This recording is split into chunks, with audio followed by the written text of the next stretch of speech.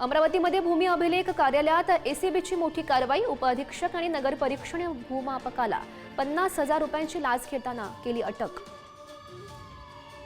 धाराशिवमध्ये पुन्हा एकदा पवनचक्की कंपनीमध्ये राडा। रस्ता वापरासाठी पैशांची मागणी करत बेदम मारहाण। 5 कर्मचारी यामध्ये गंभीर जखमी। मारहाण करणारे 5 आरोपी पोलिसांच्या ताब्यात।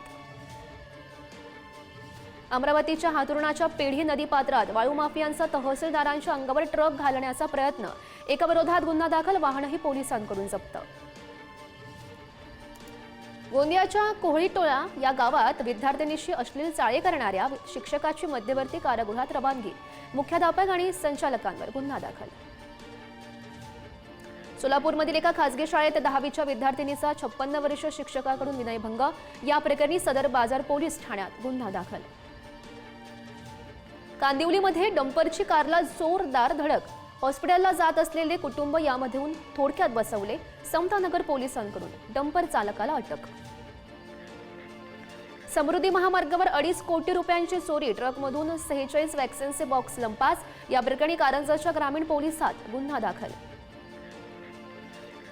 संभाजीनगरमधील महागड्या सायकल चोरणाऱ्या चोरट्याला पोलिसांनी ठोकल्या बेड्या। चोरट्याकडून 1,16,000 रुपये किमतीच्या तब्बल 19 सायकल जप्त। जालन्याच्या वालसा डावरगाव येथे एका शेतात जुगार खेळणारे 9 जण जेरबंद। आरोपींकडून 6,15,280 रुपये किमतीचा मुद्देमाल जप्त। अकोल्यामध्ये 2 आरोपींच्या घरावर स्थानिक गुन्हे शाखेचा छापा। कारवाईमध्ये पान मसाला गुटख्यासह 79,000 रुपयांचा मुद्देमाल जप्त।